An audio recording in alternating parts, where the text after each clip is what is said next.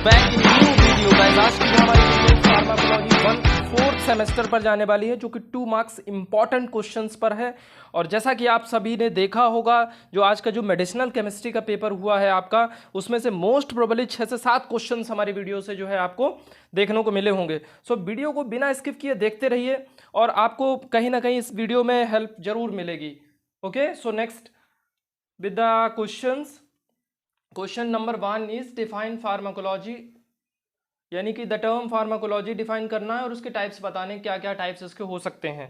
तो फार्माकोलॉजी जो हमारा होता है, जैसा कि फार्माकोलॉजी को अगर इसको अगर ब्रेक करें तो फार्माकोलॉजी ब्रेक होती है हमारी फार्माकॉन और लोगोस। फार्माकॉन का मतलब होता है ड्रग और लोगोस का मतलब होता है स्टडी, यानी कि ड्रग की स्टडी करने की प्रोसेस को ही हम फार्माकोलॉजी बोलते हैं। ठीक है, ये इसके डेफिनेशंस है। और नेक्स्ट हमारा जो इसका टाइप है, टाइप हमारी दो तरह की फार्माकोलॉजी जो ब्रांच है हमारी फार्माकोलॉजी के, वो दो तरह की पाई जाती हैं। सबसे पहले फार्माकोकाइनेटिक और फार्माकोडायनेमिक। समझते हैं फार्माकोकाइनेटिक और डायनेमिक क्या होता है। फार्माकोकाइनेटिक को फिर ब्रेक करिए तो फार्माकोन का मतलब होता है ड्रग और काइनेटिक का मतलब होता है मूवमेंट, यानी कि ड्रग का जो मूवमेंट हमारी बॉडी में हो रहा है, दैट इज फार्माकोकाइनेटिक। और बेसिक समझते हैं तो जो मोस्ट जो टर्म होता है वो दिया जाता है what does body do with the drug, यानी कि हमारी बॉडी ड्रग के साथ क्या काम करती है। एलिमिनेशन करती है, एब्जॉर्प्शन करती है, डिस्ट्रीब्यूशन करती है, मेटाबॉलिज्म करती है, that is pharmacokinetic. Okay, so next जो हमारा है वो फार्माकोडायनेमिक है। फार्माकोडायनेमिक का मतलब होता है कि ड्रग का इफेक्ट, बॉडी में क्या इफेक्ट दे रही है ड्रग, उसको हम फार्माकोडायनेमिक बोलते हैं। What does drug do with the body, यानी कि जो ड्रग है, ड्रग हमारी क्या एक्शन दे रही है। मान लीजिए किसी को दर्द है तो वो एनाल्जेसिक जो है एक्शन दे रही है, पेन किलर की तरह काम कर रही, that is pharmacodynamic. Okay, so next हमारा जो क्वेश्चन है वो है name the various route of drug administration. पूछा गया है कि various route of drug administration क्या क्या हो सकते हैं। So route of drug administration पहले समझिए क्या होता है कि path of drug to be introduced in the body, कहाँ कहाँ से हम ड्रग को बॉडी में इंजेक्ट करा सकते हैं, इंट्रोड्यूस करा सकते हैं। तो देखिए पेरेंट्रल्स होता है पहला route of administration, local, enterals. Parenterals का मतलब है कि जो हम इंट्रावेनस, इंट्रामस्कुलर, सबक्यूटेनियस, इंट्राडर्मल, इसमें इन सभी में देते हैं वो पेरेंट्रल्स होते हैं। इंजेक्शन हो गया, इंजेक्शन आपने सुने होंगे ना, तो दैट इज पेरेंट्रल्स। ठीक है, लोकल की बात करें तो लोकल हमारे लोकली एक्शन, जो लोकल ऑर्गन लोकल जगह जगह पर जो दिए जाते हैं, जैसे नेजल हो गया, एक लोकल पार्ट है हमारा, नाक में जो इनसे नेजल जो ड्रॉप्स आती हैं उसकी बात कर रहे हैं। वेजाइना में जो इंजेक्ट करने के लिए इंजेक्शंस ड्रॉप्स इंजेक्शन वगैरह जो भी आते हैं वो वेजाइनल होते हैं। ऑरिकुलर ईयर में, और टॉपिकल हमारा स्किन पर। ओके, और दूसरा हमारा ओक्यूलर का मतलब है आई में, आई ड्रॉप्स जो आती हैं वो हमारी लोकल में आती है। ठीक है, एंटेरल्स की बात करें तो गैस्ट्रोइंटेस्टिनल ट्रैक्ट में जो ड्रग्स जाती हैं, जो भी जीआईटी में ड्रग्स जाती हैं, that is a enterals. Okay, oral, sublingual, buccal, rectal. Oral मतलब माउथ से, सबलिंगुअल का मतलब जीभ के नीचे, बक्कल का मतलब जो हमारी लिप्स हैं, लिप्स की इनर लाइनिंग्स होती हैं उन्हें बक्कल बोलते हैं, और रेक्टल का मतलब है आपके रेक्टल पार्ट से। ओके, नेक्स्ट जो हमारा क्वेश्चन है इसका डिफाइन टर्म एगोनिस्ट और एंटागोनिस्ट। बहुत फ्रीक्वेंटली ऐसे क्वेश्चंस पूछे जाते हैं, सो आप ध्यान से इसको देखते रहिए, बिना स्किप किए वीडियो को देखिए। और अगर आपने अभी तक हमारा चैनल सब्सक्राइब नहीं किया तो चैनल को प्लीज सब्सक्राइब कर लीजिए, बेल आइकन को भी प्रेस कर लिए, ताकि जो वीडियो हमारी है वो आप तक सबसे पहले नोटिफिकेशन का पहुंच जाए। ठीक है, सो पहला जो हमारा इसका डिफाइन टर्म एगोनिस्ट और एंटागोनिस्ट बताना है। एगोनिस्ट का मतलब होता है किसी की रिस्पॉन्स को बढ़ा देना, एंटागोनिस्ट का मतलब होता है रिस्पॉन्स को घटा देना। ठीक है, ये बात सीधे सीधे समझ लीजिए। मान लीजिए कोई ड्रग है और रिसेप्टर है, ड्रग और रिसेप्टर जब बाइंड करते हैं, ड्रग हमारी बाइंड करी रिसेप्टर के साथ में और उसने रिस्पॉन्स को बढ़ा दिया, उसके थेराप्यूटिक बायोलॉजिकल रिस्पॉन्स को बढ़ा दिया, that is called as agonist.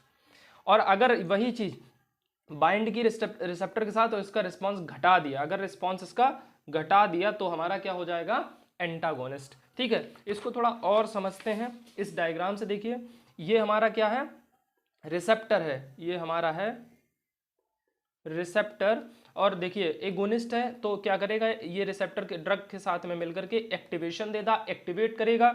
और एंटागोनिस्ट है तो हमारे जो ड्रग है, ड्रग का जो एक्शन है और जो रिसेप्टर का एक्शन है, दोनों का जो रिस्पॉन्स है उसको जो है ब्लॉक करेगा। ठीक है, नेक्स्ट जो हमारा क्वेश्चन है वो है explain mechanism of local anaesthetics. पूछा गया है कि मैकेनिज्म ऑफ लोकल एनेस्थेटिक्स बताइए। तो लोकल एनेस्थीसिया जब हम इंटरन्यूरल पेनिट्रेशन यानी कि जो लोकल एनेस्थीसिया जब हम देते हैं तो वो सीधे से जो जो मेम्ब्रेन होती है हमारी, वहाँ के जो सोडियम आयंस का जो होता है उसकी एंट्री को ब्लॉक करते हैं, उसकी एंट्री को ब्लॉक कर देते हैं। और वो क्या करते हैं, वोल्टेज ग्रेडेड सोडियम चैनल से Na+ आयंस को ब्लॉक कर देता। बस इतना सीधा सीधा मैकेनिज्म आप लिख देंगे तो आपको 2 मार्क्स गेन करने में मदद मिलेगी। नेक्स्ट हमारा क्वेश्चन है demonstrate the synthesis, storage and release of adrenaline. Adrenaline की सिंथेसिस, स्टोरेज, उसका रिलीज बताना है। तो एड्रेनलिन को हम एपिनेफ्रिन भी बोलते हैं। और इसकी सिंथेसिस की बात करें तो सिंथेसिस देखिए टायरोसिन से चालू होता है। टायरोसिन से ये जो है बेसिक इसका जो रिएक्टेंट है वो टायरोसिन से टायरोसिन हाइड्रोक्सिलेज के साथ में रिएक्ट करता है, एल डोपा बनाता है। एल डोपा से डोपा डी कार्बोक्सिलेज के साथ रिएक्ट कर करके हमारा डोपामीन बनाता है। डोपामीन से डोपामीन बीटा हाइड्रोक्सिलेज के साथ रिएक्शन करता है और नॉर एड्रेनलिन यानी कि नॉर एपिनेफ्रिन बनाता है। देन फिनाइल इथेनोलामाइन और एन मिथाइल ट्रांसफरेज के साथ रिएक्ट करता है। ये एंजाइम इसको हेल्प करता है। देखिए जो एंजाइम होते हैं वो क्या करते हैं, हमारी जो रिएक्शन हो उनको हेल्प करते हैं। ठीक है, रिएक्शन इनको रिएक्ट करने में हेल्प करते हैं।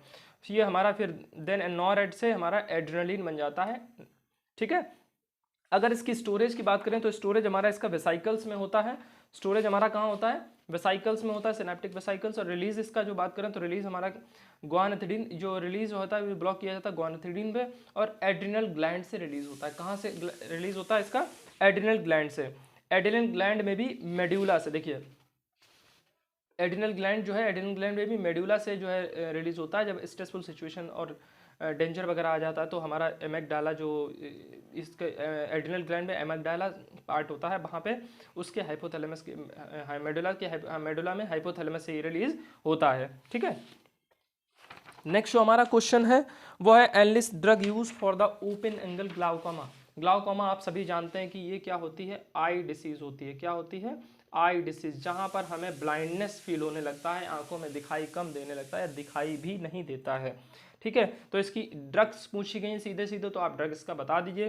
Prostaglandin analogue, carbonic anhydrase inhibitors, beta blockers, ये देख ले लेटेनोप्रास्ट, एसिटाजोलामाइड, डाइक्लोरफेनामाइड और टिमोलॉल। ठीक है, नेक्स्ट जो हमारा इसका क्वेश्चन है वो डिफाइन क्लासिफाई न्यूरोट्रांसमीटर। न्यूरोट्रांसमीटर क्या होते हैं, हमारे न्यूरल सिग्नल, जो न्यूरॉन से, ब्रेन के न्यूरॉन से मिलने वाले जो सिग्नल्स होते हैं हमारी बॉडी के तरह तरह के पार्ट में जाते हैं। जैसे मान लीजिए ये हमारा न्यूरॉन है, अब इसने क्या किया, हमारे हैंड, आई, ईयर, नोज, हार्ट, तरह तरह जगह पर इन्होंने क्या सिग्नल भेजे, इन्होंने क्या केमिकल सिग्नल भेजे। तो यही हमारे क्या होते हैं, न्यूरोट्रांसमीटर। ऐसे केमिकल्स और ऐसे ऑर्गन्स जो हमारे नर्व सेल्स के साथ में कम्युनिकेट करते हैं with the help of chemical signals, that is neurotransmitter. Classification की बात करी जाए तो क्लासिफिकेशन में अमाइनो एसिड्स में ग्लूटामेट, ग्लाइसिन, एस्पार्टेट, ये सब आते हैं। और एमीन्स की बात करें तो dopamine, serotonin, epinephrine, norepinephrine, histamine, ये सब आते हैं। और अदर की बात करें मिससेलेनियस तो एसिटाइलकोलिन और प्यूरिन्स आता है। ठीक है, नेक्स्ट जो हमारा क्वेश्चन है वो है define term tolerance and cross tolerance. Tolerance और क्रॉस टॉलरेंस बताना। देखिए टॉलरेंस क्या होता है, एबिलिटी ऑफ टॉलरेट्स, यानी कि सहनशीलता, किसी भी चीज़ को।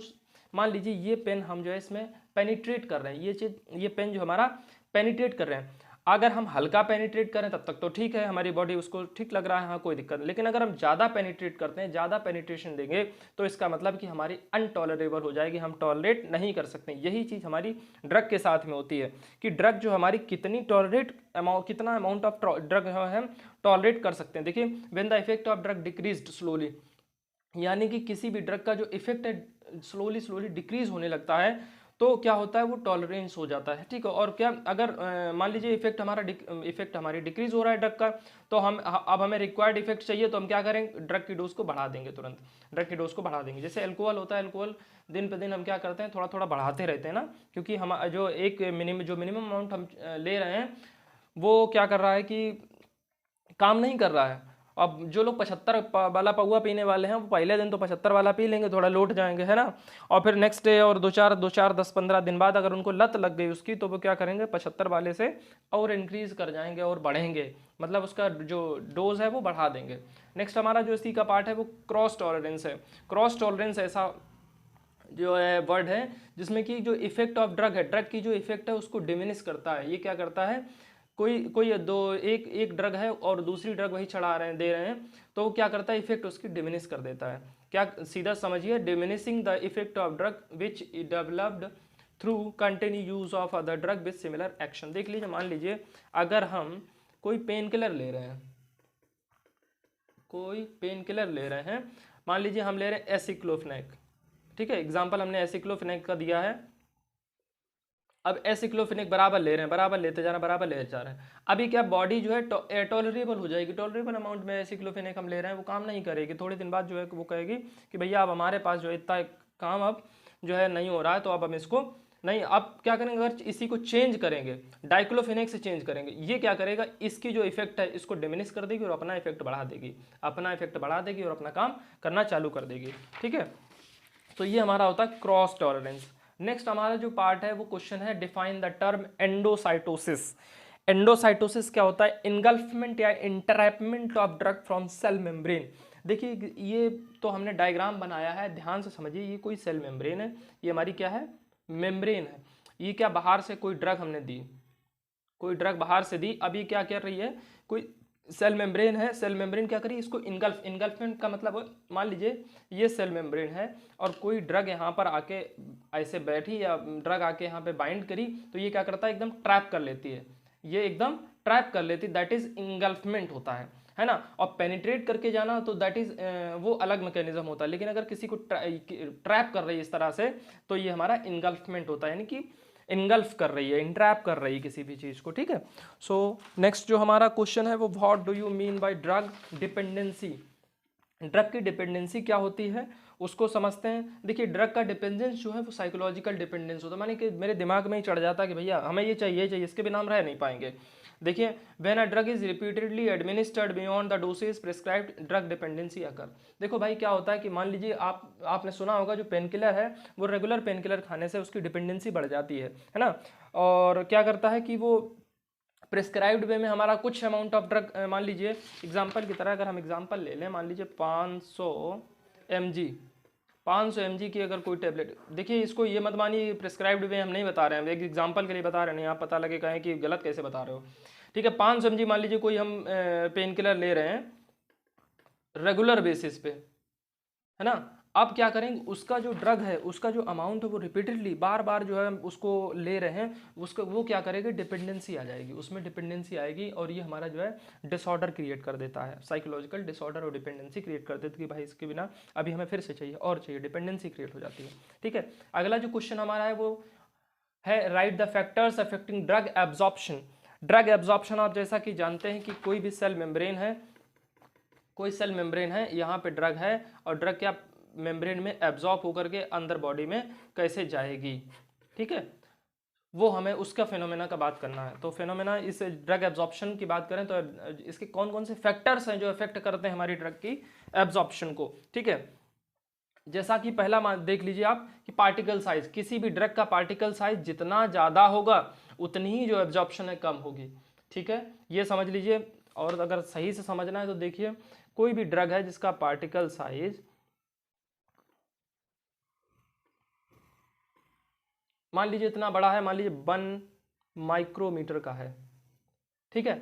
अब ये ड्रग ज़्यादा एब्जॉर्ब होगी या फिर 0.5 माइक्रोमीटर की, तो पार्टिकल साइज जितना कम होगा उतनी ही ज़्यादा एब्जॉर्प्शन होगी, ठीक है।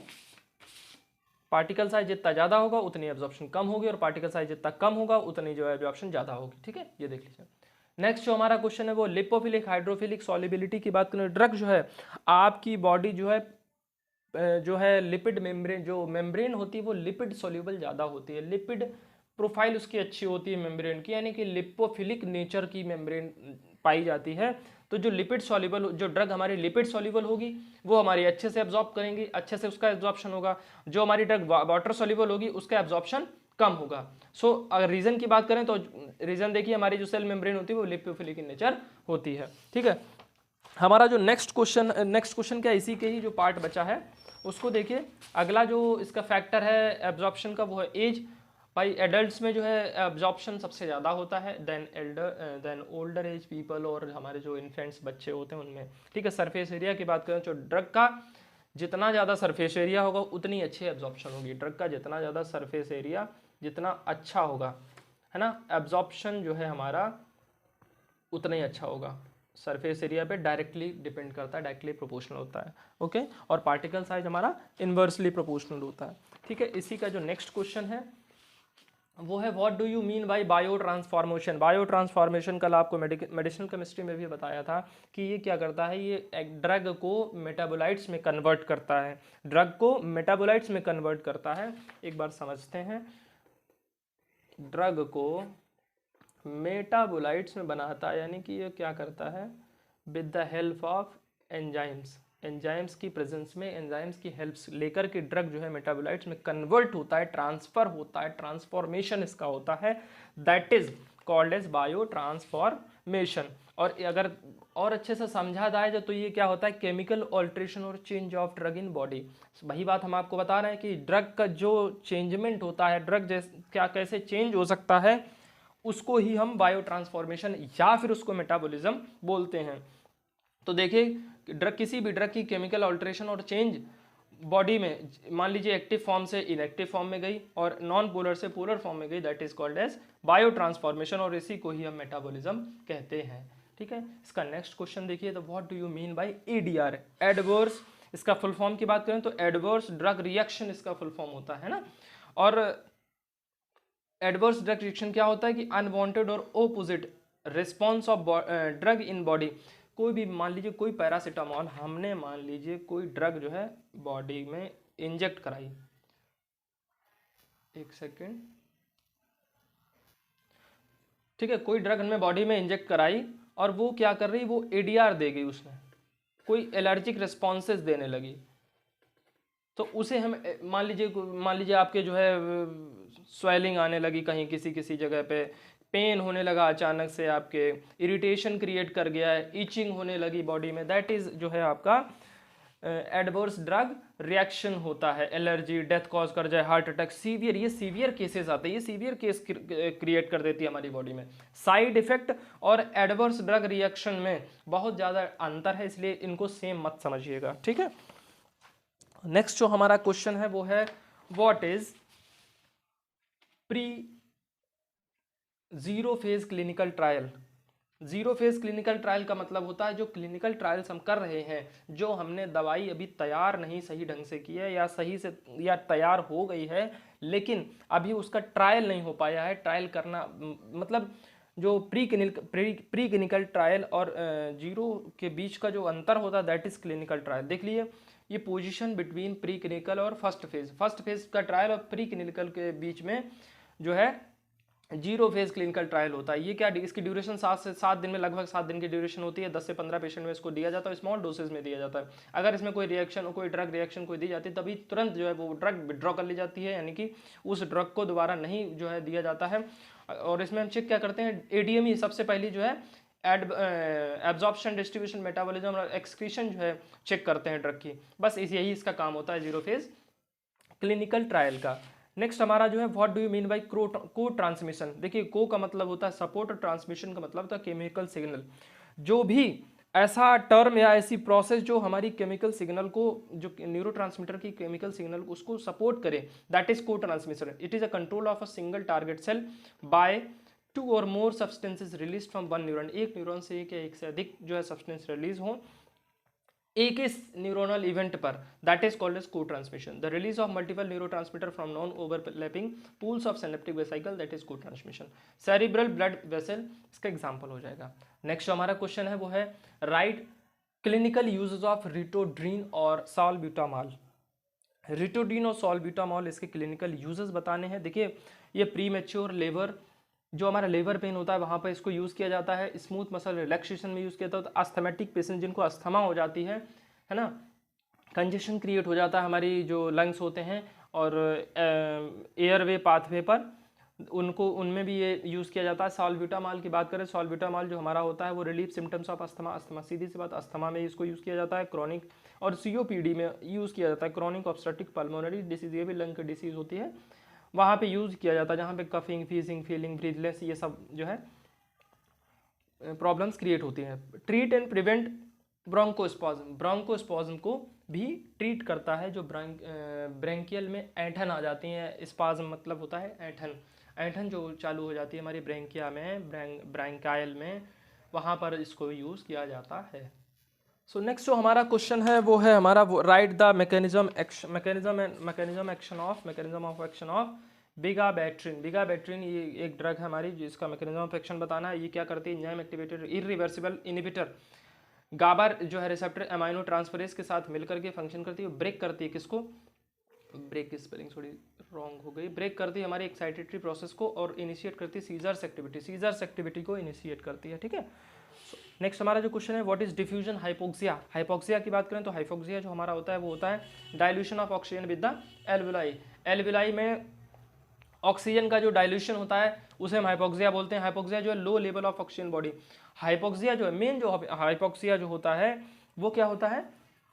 वो होता है ऑक्सीजन का लेवल, जो ब्लड में ऑक्सीजन का लेवल हमारा कम हो जाता है उसे हम हाइपोक्सिया बोलते हैं। ठीक है, डिफ्यूजन। अब भाई अब डिफ्यूजन की बात कर रहे हैं तो डिफ्यूजन का मतलब है डाइल्यूट कर रहे हैं ऑक्सीजन को हम विद इन एल्वुलाई में। When N2O is discontinuity it leaves block quick enters in the alveoli rapidly than nitrogen from air. So combination of N2O and N2O is alveoli dilute O2 which can lead to the hypoxia. जब N2O और N2 का combination हम दे देते हैं और जहाँ वहाँ पे डाइल्यूशन जो O2 का डाइल्यूशन है वो कम हो जाता है और हाइपोक्सिया कॉज हो जाती है।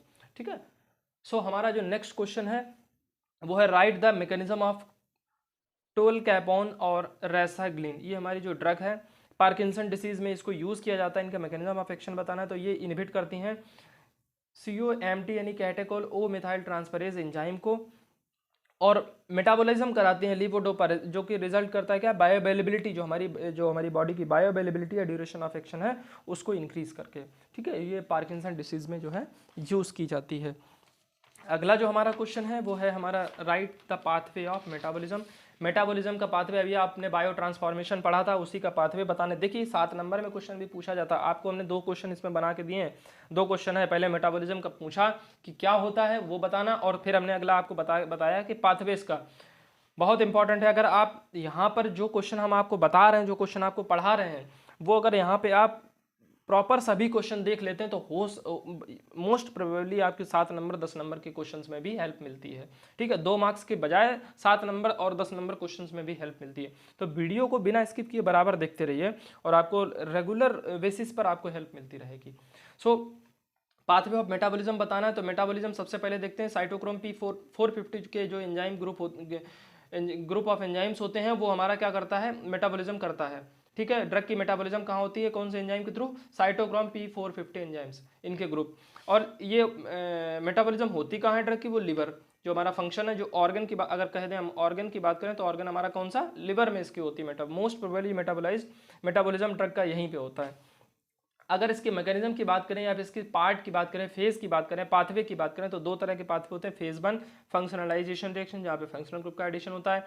फेज 2 और जहाँ पे जो है अदर ड्रग को कॉम्बिनेशन और दे करके और उसको जो है आगे फंक्शनलाइज किया जाता है। देखिए फेज 1 में ऑक्सीडेशन, रिडक्शन, हाइड्रोलिसिस, साइक्लाइजेशन, आप सभी जानते हैं ऑक्सीडेशन का मतलब होता है कि ऑक्सीजन का एडिशन, हाइड्रोजन का रिमूवल, रिडक्शन का मतलब होता है हाइड्रोजन का एडिशन और ऑक्सीजन का रिमूवल, हाइड्रोलिसिस का मतलब ब्रेक डाउन, साइक्लाइजेशन का मतलब साइक्लिक फॉर्मेशन करना, acetylation, glycine conjugation, methylation, sulphate conjugation, ये सारा फेज 2 कंजुगेशन में आता है, फेज 2 पाथवे में आता है।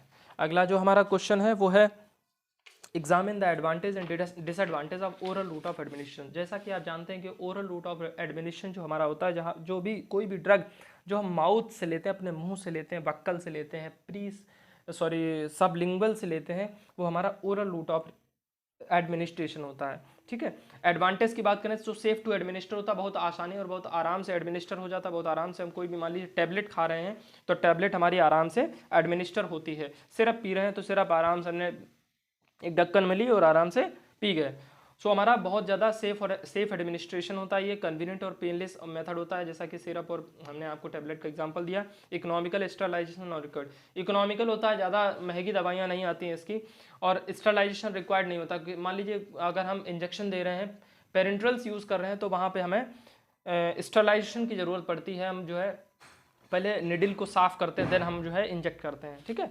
अगर डिसएडवांटेज की इसकी बात करें तो डिसएडवांटेज ओरल रूट का नॉट इफेक्टिव इन इमरजेंसी।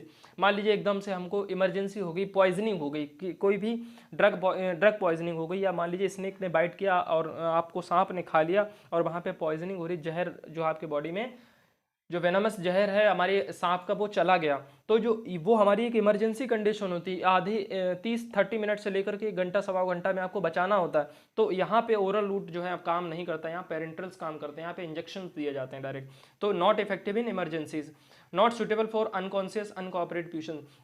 जो पेशेंट मान लीजिए मेजर एक्सीडेंट हो गया और पेशेंट जो बहुत ज़्यादा अनकॉन्शियस है, उसको जो है बहुत ज़्यादा फास्ट ड्रग डिलीवरी की ज़रूरत है, तो वहाँ पर हमारा oral route of administration use नहीं करते हैं। अनप्लीजेंट टेस्ट ऑफ ड्रग, और ज़्यादा क्या है, यही सबसे बड़ा फैक्टर जो डिसएडवांटेज ओरल रूट का आता है, वो आता है अनप्लीजेंट टेस्ट ऑफ ड्रग। जो टेबलेट्स होती हैं वो हमारी कड़वी होती हैं, बिटर इन टेस्ट होती हैं, तो वो कभी कभी सुटेबल नहीं होती, बच्चों के लिए सुटेबल नहीं होती हैं, ठीक है। नेक्स्ट जो हमारा है वो डिफाइन टर्म बायो अवेलेबिलिटी। समझते हैं ध्यान से, बायो अवेलेबिलिटी क्या होता है, rate in amount of drug reaching to systemic circulation. कितना अमाउंट, कितना रेट, कितना ज़्यादा तेज और कितना अमाउंट ड्रग का हमारी बॉडी के ब्लड में पहुंचता है, उसी को ही बायो अवेलेबिलिटी कहते हैं। बहुत 2 मार्क्स का बहुत फ्रिक्वेंट क्वेश्चंस पूछा जाता है, बहुत इंपॉर्टेंट पार्ट भी है। सिर्फ इतना भी आप समझ सकते हैं कि rate in amount of drug absorption, that is bio availability.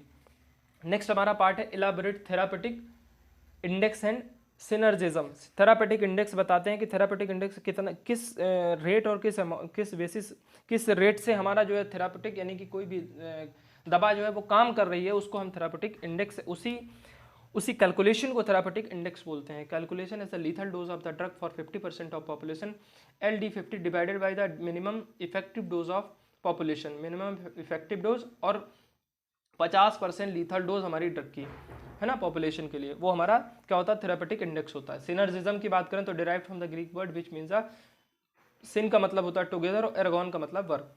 कोई भी ड्रग हमारी एक रिसेप्टर के साथ बाइंड करके और अच्छा काम करे, एगोनिस्ट वर्क करे, that is called as synergism. अगला जो हमारा क्वेश्चन है वो है व्हाट इज फार्माकोविजिलेंस। फार्माकोविजिलेंस देखिए बहुत इंपॉर्टेंट पार्ट है। आप अभी नेक्स्ट सेमेस्टर जब आप हायर सेमेस्टर्स में जाएंगे अपने बी फार्मा में, सो आप फार्माकोविजिलेंस पढ़ेंगे, वहाँ फार्माकोविजिलेंस बहुत ज़्यादा इंपॉर्टेंट टॉपिक होता है। और आप पोस्ट मार्केटिंग, इसको पोस्ट मार्केटिंग भी बोलते हैं। फार्माकोविजिलेंस को हम क्या, पोस्ट मार्केटिंग भी बोलते हैं। कैसे समझते हैं, देखिए फार्माकॉन का मतलब होता है ड्रग और विजिलेंस का मतलब टू सी। अब हमें ड्रग को कैसे देखना है, ड्रग को कैसे वॉच करना है, ड्रग को कैसे विजिलेंस करना है। It is a post marketing test, we test the drug profile, ADR side effect reach to the market. मान लीजिए कोई भी ड्रग का क्लिनिकल ट्रायल हुआ, क्लिनिकल ट्रायल होने के बाद आप जानते हैं कि ड्रग जो है कहाँ पे, मार्केट में उतारी गई। अब मार्केट में क्या करना है, मार्केट में उतार गई, लोगों को दी जा रही है। अब लोगों को दी जा रही है तो भाई उस ड्रग का ये भी तो पता करना है कि वो क्या साइड इफेक्ट दे रही है ना, क्या साइड इफेक्ट दे रही है, क्या ड्रग एडवर्स ड्रग रिएक्शन दे रही है। कैसे पता करेंगे, वो फार्माकोविजिलेंस के अंडर में आता है। और वो क्या करते हैं, मार्केट में ड्रग जा रही है, बॉडी में जा रही, सॉरी लोगों को दी जा रही है, पेशेंट को दी जा रही है। अब वहाँ पे प्रोफाइल तैयार होती है फार्माकोविजिलेंस की, है ना। जैसा कि आप सुनते हैं कि ड्रग जो है हमारी विड्रॉ कर ली गई मार्केट से, ड्रग पूरी की पूरी जो बल्क है ड्रग का वो विड्रॉ कर लिया गया। सो वो कैसे विड्रॉ किया जाता है, वो हमारा फार्माकोविजिलेंस के थ्रू विड्रॉ किया जाता है। ड्रग की प्रोफाइल को देखते रहते हैं लोग और वहाँ पर जो है ड्रग हमारी विड्रॉ कर ली जाती है। नेक्स्ट हमारा है डिफाइन सिंपैथोलिटिक्स। सिंपैथोलिटिक्स क्या होते हैं, जो सिंपैथेटिक नर्वस सिस्टम के अगेंस्ट वर्क करते हैं और ब्लॉक करते हैं हमारे एड्रेनर्जिक रिसेप्टर अल्फा बीटा को, उन्हें सिंपैथोलिटिक्स बोलते हैं। प्रोपेनालॉल, टोलाजोलिन, ये हमारे इसके एग्जाम्पल्स हैं। नेक्स्ट जो हमारा क्वेश्चन है वो है name the drug used in the muscle relaxant. Muscle relaxant के ड्रग कौन कौन से, बेक्लोपेन, डॉक्साक्यूरियम, मेवाक्यूरियम एटसेट्रा। फिर नेक्स्ट क्वेश्चन जो हमारा है वो define myasthenia gravis. Name of drug, कौन कौन से ड्रग हमारे इसमें यूज़ किए जाते हैं। माइस्थीमिया ग्रेविस क्या होता है? माइस्थीमिया ग्रेविस देखिए क्या होता है, ये ऑटो इम्यून डिसऑर्डर होता है। हमारी बॉडी का खुद को खाने वाला जो इम्यून हमारी बॉडी को खुद खाने वाली जो इम्यून डिसऑर्डर क्रिएट होता है वो हमारा माइस्थीमिया ग्रेविस होता है, जो क्या करता है एसिटाइल कोलिन के रिसेप्टर जो होते हैं निकोटिनिक मस्कारेनिक NMN, इनको क्या करता है, इनको डिस्ट्रॉय कर देता है, खत्म कर देता है, खत्म करने की कोशिश करता है और स्टॉप करता है कम्युनिकेशन बिटवीन नर्व और मसल। नर्व और मसल के बीच में जो कम्युनिकेशन होता है वो हमारा स्टॉप कर देता है, ब्लॉकेज पैदा कर देता है। वहाँ पे हम जो है उसे कह सकते हैं कि माइस्थीमिया ग्रेविस हो गया है। अगर इसकी ड्रग की बात करें तो नियोस्टिग्मिन हो गया, पायरिडोस्टिग्मिन हो गया, ये हमारे इसके ड्रग हैं। अगला जो हमारा क्वेश्चन है वो है compare the general and local anaesthesia. General local anaesthesia बताना है, तो जनरल एनेस्थीसिया यानी कि जो होल बॉडी में दिया एनेस्थीसिया आप जानते हैं कि सुन्न करने की दवा होती है, सीधा सीधा समझिए हिंदी में सुन्न करने की दवाई दी जाती है। जो मान लीजिए कोई पेशेंट को ऑपरेशन होना है तो उसके पहले आपने सुना है ना कि बॉडी को पेनलेस कर दिया है, सुन्न कर दिया है और वहाँ पे जो है ऑपरेशन हो रहा है, ठीक है। तो जनरल एनेस्थीसिया पूरी बॉडी में दिया जाता है और मेजर सर्जिकल ऑपरेशंस में इसको यूज़ किया जाता है। Central nervous system site of action इसका होता है। लोकल एनेस्थीसिया जो है रेस्ट्रिक्टेड एरिया होता है। रेस्ट्रिक्टेड एरिया यानी कि लोकली बॉडी में दिया जाता है, कहीं पार्ट में, जैसे मान लीजिए आंख में ऑपरेशन करना है तो आंख के आसपास दे दिया गया, माइनर सर्जिकल्स में इसको दिया जाता है, ठीक है। और ये क्या पेरिफेरल नर्वस सिस्टम इसका जो है साइट ऑफ एक्शन होता है। नेक्स्ट हमारा पार्ट है वो है क्लासिफाइड ड्रग। अल्जाइमर्स डिजीज भूलने की बीमारी जो होती है उसके कौन कौन से ड्रग हमारे होते हैं वो उसका क्लासिफिकेशन देना। तो इसका क्लासिफिकेशन दो तरह, कन्वेंशनल और एक्सपेरिमेंटल ड्रग। 2 नंबर में पूछा गया तो आप केवल इतना लिख करके और ये दो चार ड्रग लिख देंगे, 2-4 इसके और पार्ट या इसके केवल ड्रग भी लिख देंगे तब भी आपका काम चल जाएगा। ओके, सो नेक्स्ट जो हमारा क्वेश्चन है वो कंपेयर ड्रग एडिक्शन और हैबिचुएशन। ड्रग एडिक्शन और हैबिचुएशन समझते हैं। देखिए हैबिचुएशन जो होता है उसका मतलब होता है हैबिट में आ जाना। एडिक्शन का मतलब है कि किसी भी ड्रग की लत लग जाना। देखिए habituation psychological dependency on a drug, psychological dependency, और दूसरा ये कि कंडीशन एडिक्शन क्या होता है, condition where person feels strong desire of consume, can't live without them, can't do without them, कोई भी काम नहीं कर सकता। एडिक्शन का मतलब होता है लत लगना। मान लीजिए किसी को दारू की लत लगी, किसी को शराब की लत लगी है, वो क्या करता है, उसको उसके बिना काम नहीं किया जाता है ना। कोई भी प्रोफेशन है वो उस प्रोफेशन कोई भी प्रोफेशन में वो है और अगर उस चीज़ की लत लगी है, मान लीजिए अल्कोहल की लत लगी है, दारू की लत लगी है, तो वो उसके बिना नहीं रह पाता, उसके बिना वो काम नहीं कर पाता, उसे हम एडिक्शन बोलते हैं। और हैबिचुएशन को क्या बोलते हैं, मतलब कि हैबिट में आ जाना थोड़ा थोड़ा जरूरी है ना, जरूरी है। लेकिन ये क्या करता है, हाँ, harm to if any primarily और इंडिविजुअल, एक सिंगुलर इंडिविजुअल को हार्म करता है। टेंडेंसी जरूरी नहीं कि इसकी बढ़ाई जा सके। मान लीजिए चाय, किसी को चाय की लत होती है, वो चाय की लत क्या रेगुलर चाहिए उसे, अब ये नहीं कि कम ज़्यादा चाहिए, 1 कप चाहिए तो 1 कप ही चाहिए। तो यही हैबिचुएशन होता है। और एडिक्शन हमारा इसका जो है ड्रग का डोज है, वो जो ड्रग है उसका डोज है वो बढ़ जाता है, धीरे धीरे बढ़ता रहता है। एडिक्शन बढ़ता है, ड्रग का डोज भी बढ़ता है। ये क्या करता है, पूरा इंडिविजुअल से लेकर के पूरी सोसाइटी को हार्म कर जाता है, ठीक है। नेक्स्ट जो हमारा है वो है define tachyphylaxis with example. Tachyphylaxis क्या होता है, एक acute development of tolerance on rapid and repeated administration of drug is called as. ये जो है हमारा शॉर्ट टर्म डेवलपमेंट होता है, या मान लीजिए कि बहुत कम समय का डेवलपमेंट होता है। किसका, ये ड्रग की जो रिपीटेड एडमिनिस्ट्रेशन ड्रग की हो रही है, बार बार जो ड्रग हम दे रहे हैं उसका जो है टॉलरेबल अमाउंट, जो कह सकते हैं कि बार बार जो रिपीट हो रही है उसको टॉलरेट कर पा रहा है कि नहीं कर पा रहा, दैट इज टैकोफाइलेक्सिस। एग्जाम्पल की बात करें तो repeated IV dose of ephedrine is anaesthetised animal at short intervals, smaller hypertensive responses are produce on the blood pressure. जो आईवी का डोज है एफिड्रीन का, एनेस्थीसिया एनिमल में दिया जाता है एनेस्थीसिया की तरह, है ना। अब उसका शॉर्ट इंटरवल का ही काम होता है, स्मॉलर हाइपरटेंसिव रिस्पॉन्स प्रोड्यूस करता है और ब्लड प्रेशर को स्टेबलाइज करता है, ठीक है। नेक्स्ट जो हमारा क्वेश्चन है वो है what do you mean by plateau principle pharmacokinetic. बड़ा इंपॉर्टेंट क्वेश्चन है, 2019-20 के क्वेश्चन पेपर में इसको पूछा गया है ना। तो ये क्या होता है, ये होता है कि if a same drug is administered as bolus, कोई भी ड्रग हमारी बोलस के रूप में उसको एडमिनिस्टर किया जा रहा है बार बार, और with a single injection peak concentration achieve. आप क्या करें, कोई ड्रग हम आप दे रहे हैं तो क्या क्या पहले पीक कंसंट्रेशन जो है अचीव करेगा और फिर एकदम इमीडिएटली वो क्या करेगा, उसका कंसंट्रेशन डिक्लाइन हो जाता है। यही हमारा प्रिंसिपल फार्माकोकाइनेटिक का प्लेचो प्रिंसिपल होता है। और यही अगर आप केवल ग्राफ जो है दे देते हैं तब भी आपका काम चल जाता है, ठीक है। सो अगला जो हमारा क्वेश्चन है वो है enlist the drug used in glaucoma. Glaucoma में कौन कौन से ड्रग यूज़ किए जाते हैं। अभी एक पार्ट ड्रग का ये क्वेश्चन आपने पढ़ा ही था, ग्लाउकोमा में कौन कौन से ड्रग यूज़ किए जाते हैं। अब यहाँ पे वो ओपन एंगल ग्लाउकोमा के ड्रग्स थे, ये केवल ग्लाउकोमा है, यहाँ पे जनरल ग्लाउकोमा की बात कर रहे हैं ना। तो ग्लाउकोमा क्या होता है कि इंट्राओकुलर आई प्रेशर बढ़ जाता है। इंट्राओकुलर आई प्रेशर जो हमारे आई बॉल्स होती हैं उनका जो प्रेशर उनका बढ़ जाता है। वो क्या करते हैं, nerve connection from the brain और उनकी जो आई ऑकुलर जो हमारी जो आई बॉल्स हैं उसका जो नर्व कनेक्शन हमारे ब्रेन से वो डिस्टर्ब हो जाता है या फिर डैमेज हो जाता है ना। वहाँ पे क्या ब्लाइंडनेस आ जाती है, दैट इज ग्लाउकोमा, उसे हम ग्लाउकोमा बोलते हैं। और ड्रग कौन कौन सी, बीटा ब्लॉकर दे सकते हैं, प्रोस्टाग्लैंडिन एनालॉग दे सकते हैं, अल्फा एगोनिस्ट दे सकते हैं, टिमोलॉल, लेटेनोप्रोस्ट, ब्रीमोनिडीन एग्जाम्पल इसके हैं, ठीक है। अगला जो हमारा क्वेश्चन है वो what is basic difference between local और जनरल एनेस्थीसिया। अभी हम पढ़ के आ रहे हैं लेकिन फिर से एक बार देखते हैं इस क्वेश्चन को। लोकल एनेस्थीसिया जो वर्क ऑन पर्टिकुलर ऑर्गन और part of body, lignocaine, procaine, हमारे इसके एग्जाम्पल है। जनरल एनेस्थीसिया की बात करें तो हमारा works on the whole body and make person unconscious, ये पूरी बॉडी में दिया जाता है और पर्सन को अनकॉन्शियस मेंटेन कर देता है, अनकॉन्शियस कर देता है। डायजेपाम, कीटामाइन हमारे इसके एग्जाम्पल्स हैं। इसका अगला जो क्वेश्चन है वो क्लासिफाई एंटी एपिलेप्टिक्स। एपिलेप्टिक्स आप जानते हैं, एपिलेप्सी आप जानते हैं, मिर्गी के दौड़े जो होते हैं, मिर्गी के दौड़े हों और उनके अगेंस्ट में जो ड्रग काम करती है उसे हम एंटी एपिलेप्टिक्स बोलते हैं, ठीक है। क्लासिफिकेशन की बात करें तो बारबिचुरेट, सक्सिनेमाइड, बेंजोडाइजिपिन, हाइड्रोक्विनोन, ये सभी क्लासिफिकेशन और ज़्यादा इसकी क्लासिफिकेशन, लेकिन 2 मार्क्स के अकॉर्डिंग हमें 2-4 दे दिए हैं।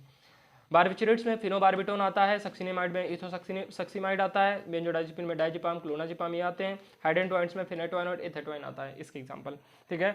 अगला जो हमारा क्वेश्चन है define and classify antipsychotic drugs and give mechanism of action of chlorpromazine. देखिए 7 नंबर का क्वेश्चन उठा के हमने रखा है क्योंकि क्लोरप्रोमाजिन का जो है मैकेनिज्म ऑफ एक्शन पूछा जा सकता है। क्लासिफिकेशन एंटी साइकोटिक्स का बहुत छोटा टॉपिक है लेकिन ये पूछा जाता है, 7 नंबर पूछा जा सकता है, 2 नंबर में भी पूछा जा सकता है, इसलिए हमने इसको यहाँ पे उठा के रखा है, ठीक है। सो एंटी का मतलब अगेंस्ट और साइकोसिस का मतलब ब्रेन और मेंटल डिसऑर्डर। ब्रेन और मेंटल डिसऑर्डर हो जाए, मेंटल डिसऑर्डर माने कि हमारे दिमाग सही से काम ना करना, सही ढंग से सोच नहीं पाना, सही ढंग से काम ना कर पाना, परसेप्शन हमारे खराब हो जाना, मूड स्विंग्स हो जाना एकदम से, है ना, ये हमारा क्या साइकोटिक्स होता है। और एंटी साइकोटिक्स की कौन कौन सी ड्रग है इसके क्लासिफिकेशन पढ़ते हैं, फर्स्ट जनरेशन और सेकंड जनरेशन। फर्स्ट जनरेशन में जो है वो हाई पोटेंसी का ड्रग हेलोपेरिडोल, लो पोटेंशियल का क्लोरप्रोमाजिन, और सेकंड जनरेशन में क्लोजापिन और रिजर पेरिडोन, ठीक है। अगला जो हमारा क्वेश्चन है इसी का क्वेश्चन नहीं है, इसी का पार्ट है हमारा, मैकेनिज्म ऑफ एक्शन क्लोरप्रोमाजिन का पूछा जाता है। तो इसका मैकेनिज्म ऑफ एक्शन क्या होता है कि ब्लॉक करता है पोस्ट सिनेप्टिक डोपामिन, जो डोपामिन के रिसेप्टर होते हैं, पोस्ट सिनेप्टिक डोपामिन रिसेप्टर को ब्लॉक करता है। और वो क्या करता है, कहाँ ब्लॉक करता है, कॉर्टिकल और लिम्बिक एरिया ब्रेन में, ठीक है, वो क्लोरप्रोमाजिन होता है। और हमारी एंटी साइकोसिस हम पढ़ रहे थे तो इसका मतलब है कि दिमाग जो सही से काम नहीं कर रहा था वो सही से काम करने लग जाएगा। नेक्स्ट अगला जो हमारा क्वेश्चन है वो है name the drug used in Parkinson disease. Parkinson disease देखिए जो है ये नर्व सेल और ब्रेन के बीच की जो नर्व्स होती हैं उनको डैमेज करता है। It is a disorder of CNS, central nervous system का डिसऑर्डर होता है जो इफेक्ट करता है movement of nerve cell damage in brain and cause drop in the dopamine. Dopamine के लेवल को कम कर देता है, एसिटाइलकोलिन के लेवल को बढ़ा देता है, यानी कि ये इनहिबिटरी एक्शन देता है, ये एक्साइटेटरी एक्शन देता है। और ये बस ये समझ लीजिए कि पागलपन, सही से परसेप्शन नहीं आना, सही से सोचना नहीं, ये सब मतलब सॉरी हाँ बुढ़ापे में होती है। और क्या सीएनएस का डिसऑर्डर होता है जहाँ पे इफेक्ट मूवमेंट नर्व सेल के डैमेज, नर्व सेल और ब्रेन के जो मूवमेंट है वो हमारा डैमेज हो जाता है। और मान लीजिए हाथ सही से काम नहीं कर रहा, हाथ सही से नहीं चल रहा, पैर काम नहीं कर रहे हैं, दिखाई सही से नहीं दे रहा, ये सब काम जो है हमारा पार्किंसन डिसीज में आता है, ठीक है। अगला जो हमारा इसका क्वेश्चन है वो analyst the drug used in Alzheimer's disease. Alzheimer's disease आप जैसा कि आप सभी जानते हैं कि भूलने की बीमारी को बोलते हैं। सो इसके जो ड्रग्स होते हैं वो कौन कौन से होते हैं, रिवास्टिगमिन हो गया, टाइक्रीन हो गया, ये इसके ड्रग होते हैं, ठीक है। नेक्स्ट जो पार्ट है, नेक्स्ट जो हमारा क्वेश्चन है, नेक्स्ट एंड लास्ट क्वेश्चन जो हमारा है वो है write the mechanism of action of morphine and uses of opioid analogue. देखिए क्वेश्चन क्या पूछा जा सकता है, enlist the drug used opioid analogue या यूजेज, या कौन सा ड्रग यूज किया जा सकता है ओपियाइड एनालॉग में, ये क्वेश्चन पूछा गया। लेकिन क्वेश्चन हमने 2 क्वेश्चन इसमें रख के आपको जो है क्वेश्चन जो है बढ़ाया है। सो मैकेनिज्म ऑफ एक्शन मॉर्फिन का पूछा और दूसरा हमने यूजेस पूछ लिए, यानी कि इनडायरेक्टली मॉर्फिन के ही यूजेस हमने पूछ लिए हैं। सो मैकेनिज्म ऑफ एक्शन देखिए, हमने मॉर्फिन हमने इंजेक्ट करी बॉडी में, मॉर्फिन हमने बॉडी को दिया, वो बाइंड किया कहाँ पे, एनाल्जेसिक रिसेप्टर, जो एनाल्जेसिक का मतलब तो आप जानते होंगे ना, पेन किलर, दर्द निवारक जिसे बोलते हैं। सो बाइंड करेगा वो क्या, एनाल्जेसिक रिसेप्टर से, म्यू, कप्पा, डेल्टा, इन सभी से बाइंड करेगा, ब्लॉक करेगा कैल्शियम चैनल को। कैल्शियम जो हमारी बॉडी में इनसाइड सेल मेम्ब्रेन में जो जा रही है उसको ब्लॉक कर देगा। उसको जब लेवल डिक्रीज करेगा तो जो न्यूरोट्रांसमीटर है वो अपना काम करना कम करेंगे, और जब अपना काम करना बंद कर जाएंगे तो तुरंत हमारा जो है, जो हमें दर्द फील हो रहा है वो हमें दर्द फील नहीं होगा। अब अगर ओपियाइड्स या मॉर्फिन की यूजेस की बात करें तो ये हमारा क्या, सीवियर जो है रिलीफ पेन को रिलीव करता है। जो सीवियर पेन होता है, बहुत ज़्यादा खतरनाक दर्द होता है, वहाँ पे आपने सुना हो कि मॉर्फिन दी गई है, बहुत सारी मूवीज़ में भी दिखाया जाता है ना, मॉर्फिन के इंजेक्शन दिए गए हैं, बहुत ज़्यादा दर्द जो हो जाता है। और ये क्या करता है, ऑपरेशन के पहले भी, बहुत मेजर जो ऑपरेशन होते हैं उसके पहले भी दिए जाते हैं। सो ये आज के हमारे 40 क्वेश्चन थे 2 मार्क्स के, आपको बहुत ज़्यादा हेल्पफुल रहेंगे। प्लीज़ इन सभी को ध्यान से ढंग से पढ़िए और अपने पास नोट कर लीजिए, बहुत ज़्यादा इंपॉर्टेंट होने वाले हैं आपके लिए, जैसा कि मेडिसिनल केमिस्ट्री में समझ में आया होगा आपको। सो वीडियो को आई होप